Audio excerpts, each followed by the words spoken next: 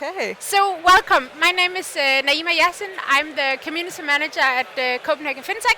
And if you want to know what that is about, please come and visit us at booth 41, where all my colleague is representative today. But today we will talk about pension and investment and retirements. And with me today I have Sara Koślińska. Will you introduce yourself? Sure. First of all, you guys must be very passionate about pensions because at the same time we have a sex tech panel running. So thanks for coming here. I'm CEO of Limitless. Limitless was set up in 2016. It's an app that helps mass customer segment, everyday people, start investing money with small amount for a start, with no knowledge necessary. And we are at the moment active in Europe and have first partnerships in the Middle East, Asia, and the US.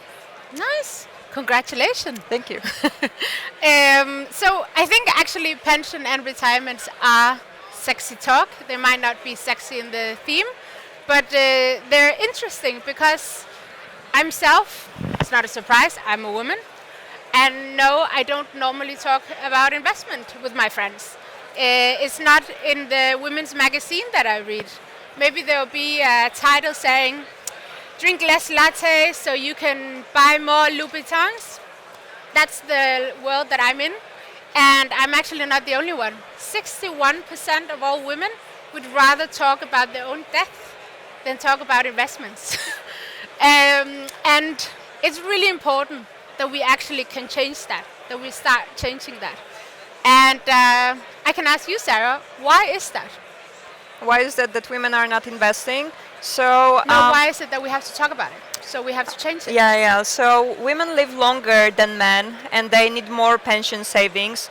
And the good thing is that they can take more risk as a result of living longer. They can take more risk. They can invest in a more risky, high risk portfolios. And why it's important? Because in different parts of the world, for example, in Australia, women are actually divorced women are over 50 are one of the quickest growing group of homeless people because they stayed at home. They didn't have full-time jobs or not for long enough, and they are left in their 50s or 60s with very little pension savings that are not sufficient to sustain themselves. So even though I see while talking to our users and our target group that women don't necessarily see the need to invest, this need is there. I mean, they just have to start investing earlier and invest in more risky portfolios than before. I actually asked maybe 20 women this morning when I was taking around if they invest, and I'll ask the same here. Men can also answer just by hand raise. How many people actually invest today? Yeah? Same question. How many of you have a pension saving? Okay. So the ones of you who didn't raise their hand when I said, do you invest? But you did raise your hand when I asked if you had a pension saving. You do actually invest by having a pension saving. So I think it's also about some cultural change of how we talk about investment. And when I asked the women why they don't invest, they said it's confusing, it's elitist, it's male, it's risky, it's complicated to understand, and it's actually also a patronizing field. So all those women felt like people were talking down to them. Can you see the same picture when you talk to your Yes, clients? so the perception is that an investor is a white man in his 50s. When we Wolf think of Wall investor, Street. that's who we see. And we're trying to change this perception because it comes up very often that people think that investing requires much capital for a start, knowledge, and time. And actually, that's one of the reasons why women don't necessarily look for investment products, and they are good with keeping their money in the savings account because it requires time to monitor what's happening with your money. At least that's what they think. And that's actually a good thing. That If you have a risk profile, let me ask again. Is women more risk averse to investing than men? Is that why we don't invest? Yeah, so according to studies, women are more risk averse, but I'm not sure if that's the case. Maybe just that women are busy and they don't necessarily feel like having another thing to that they need to care about, that they need to monitor, that they need to think and remember about, like putting money in investments that can which value can go up and down. Okay, so we have to learn how to invest because we will live longer than our men. We will have less pension because at some point we took time out to have children and stay at home. We are not good at investing our money, so we have them in cash. So what do you do? So I wouldn't say that we are not good at investing because studies show that women who do invest in markets actually they trade less than men. Which is a good thing? Yes. Okay. And they bet on companies that will have long-term returns, and they actually have good performance. And luckily, there are more and more solutions that are helping people, both men and women, make investments easily, effortlessly. For example? For example, our solution. Yes. Not yourself. Not only ours, but there are more and more. There are robo-advisors. There are products that are specifically targeted towards women, like Elevest in the US, for example. And with products like this and like ours, you can invest money pretty much automatically. So in our case, there is an algorithm that analyzes all your transactional data and the input from the app on your short-term and long-term goals. And it understands your type of job, understands your income, your spending patterns, and so on. And on the basis of that, determines what's the maximum amount that can be safely moved for you into your savings and investment account. So you don't have to think how much money I can put aside. Basically, your only decision is to pick one of 3 portfolios and to decide what's the maximum amount that you want to invest monthly. And we'll adjust the level of investments to what's happening in your life, to your life events, traveling, and so on. Do you only target women? No, actually, most of our users are men. We don't communicate specifically for women, and we believe that, of course, women are more in need of investing. But if we look at generations, the millennial generation needs to invest much more than the previous ones, like baby boomers, for example, because we have high cost of education, higher cost of accommodation, of buying mortgage, buying first house, and so on. And we live longer, all of us, also men. So we simply need to invest to have sufficient pension in the future. And it's good that there is this regulatory push in Europe and the Middle East. Which regulative push?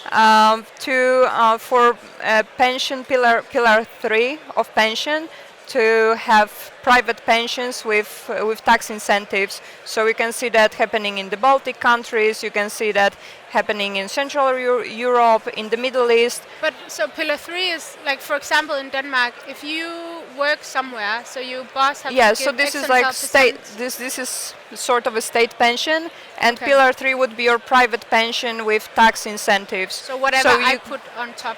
Yes. Yeah. Okay.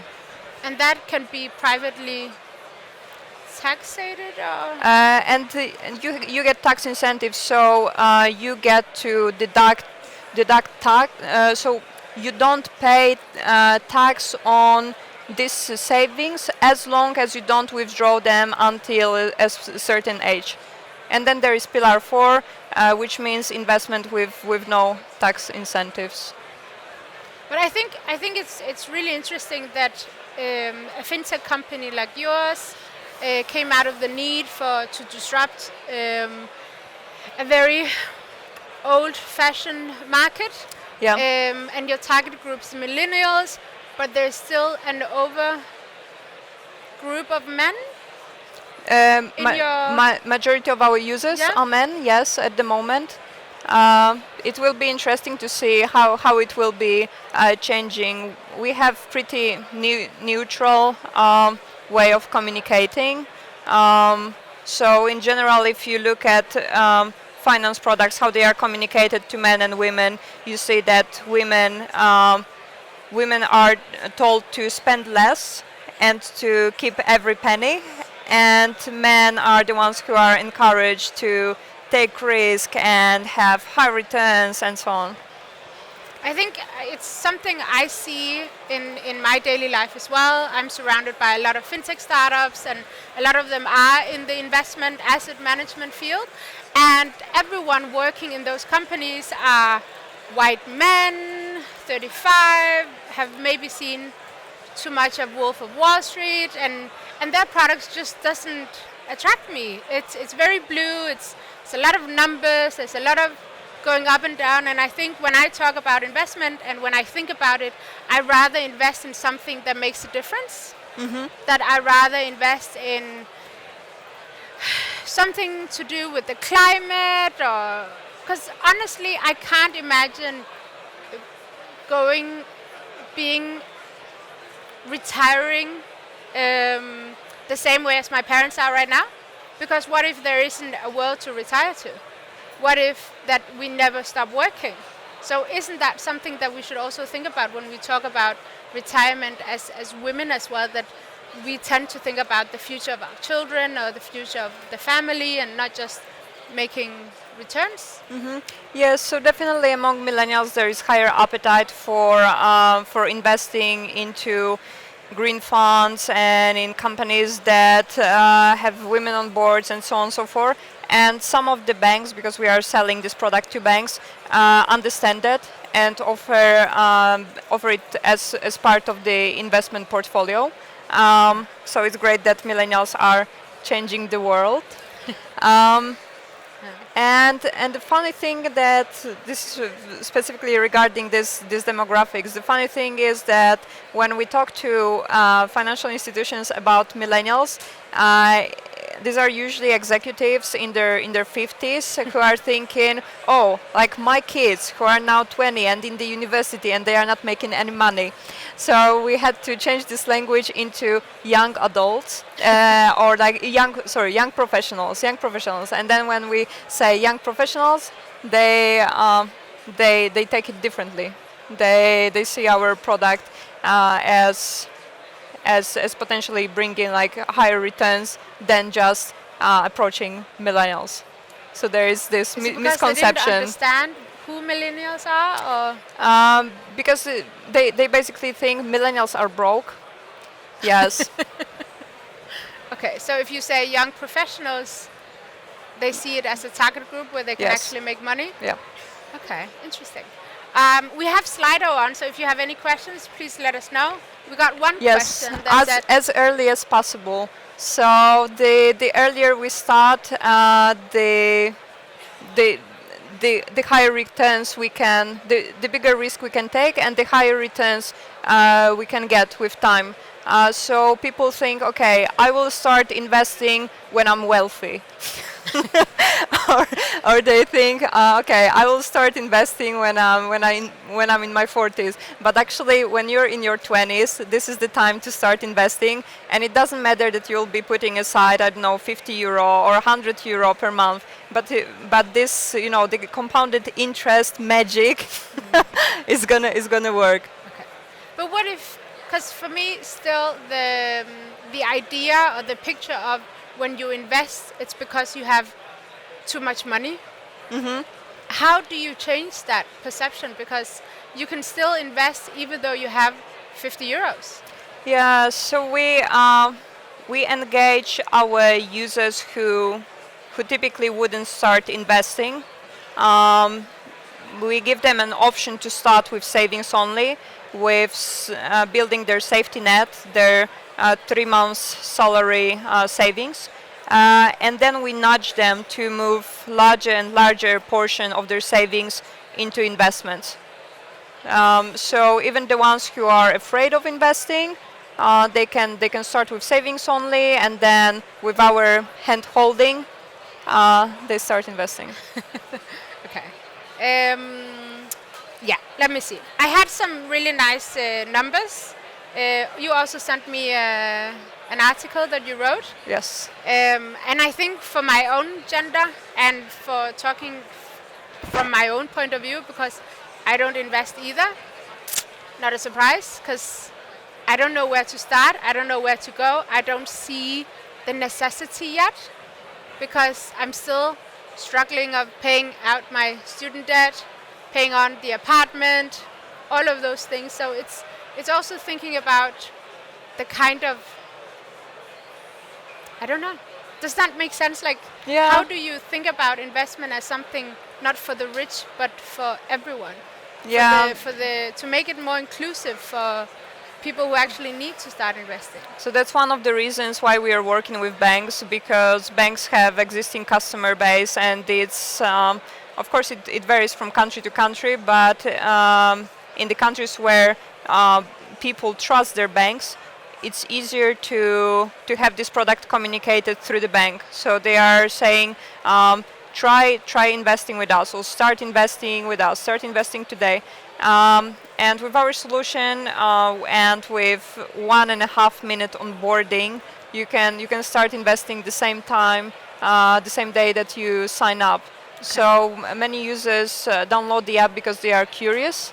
They want to see how it works, and this curiosity is what helps us to get people to start saving and later on investing. But also just the safety of that you can just sit in your own living room and read at an app and ask all the dumb questions.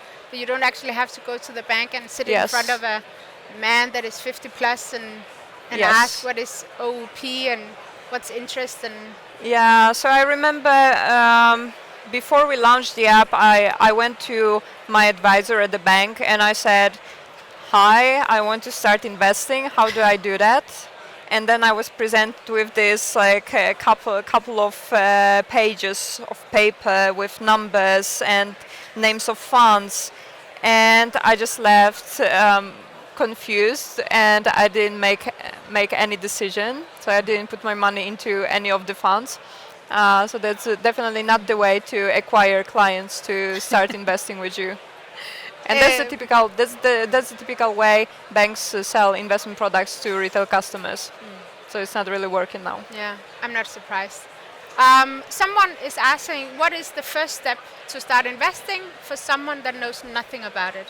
Yeah, I would say looking at robo-investing solutions and just getting the experience of investing, putting small money and just robo-investment? Robo-advisory solutions. What are those? The Elevest, Wealthify, where you can get the feeling of how it is when you know that your money is at risk, and then you just start accepting it and getting more comfortable with it. That's the good step. Also talking to your friends who are working in finance, or your family members who work in finance, regarding investments that are not traditional investments. I would say that what I practice is going on holiday with my girlfriends, and when we do that, when we spend time together, we actually talk about opportunities, like different business opportunities, different investment opportunities, and it doesn't really have to require much capital to start. What is the name of your app? Limitless. Yes, so we are working with banks, so it might be hard for you to find it on App Store, but I hope that we can enter Denmark soon, so then it would be available. Yes. How long do you suggest to keep an investment for? So we are talking long-term investments, your pension investments. So I would say for years. For how many? For just for years. So like if you don't have to withdraw this money, just let it grow until your retirement. Yeah. How risky it is to invest? So we use investment products of our partners, banks, incumbent banks, and they typically put together 3 portfolios. Our advice is to have it in low-cost funds. Some banks are more greedy and they have partially actively managed portfolio. But we think that like even if the product is a bit more expensive, it still makes much more sense to keep your money in investments than to keep all of it in savings only. And in Denmark, if you can't find Limitless on App Store, there are different types of apps. There is Nordnet, where you can go in and play around with, I don't know, up to 1,000 kronas. But there's also No Investment, where Nikolai is sitting right there, where you can actually go in and play around with some robo-advisors. I would say, just finishing, I would say that many millennials, they are just going for a specific stock. Like, for example, millennials in the Netherlands that start investing, they would invest their money in stocks of KLM, the Dutch airline. And having all your money in one stock is not necessarily the best investment strategy. So this I don't advise. So don't put all your eggs in one basket? Yeah, it's better just to go for like a traditional portfolio of low-cost funds, index funds, ETFs, and start with it and get used to this and get used to the investing, knowing that your money can be at risk, yes, is at risk, and just get more comfortable with this idea, because in the end of the day, it's anyway better than to keep it on your savings account, because in the long run it will bring you benefits, will bring you returns. And I think it's actually a really good way of maybe ending this whole conversation. It's also saying that you are allowed to question how your pension is invested and what are they invested in, and you can talk to your investment company and pension company to not invest them in oil or wars or weapons and stuff like that, especially if you are our age group and you actually want a world to retire into. So I think it's also making some conscious decisions to learn some more and not rely on the old man in the bank to know all the questions and all the answers and make decisions for you. Yeah, and I'm so happy to see some more female founders doing pension and doing FinTech. And thank you, Sara, for coming to Denmark. She just flew in from London. So if you have any questions, we will stick around. And I'll just say thank you for coming. Thanks a lot. Thank you, ladies. That was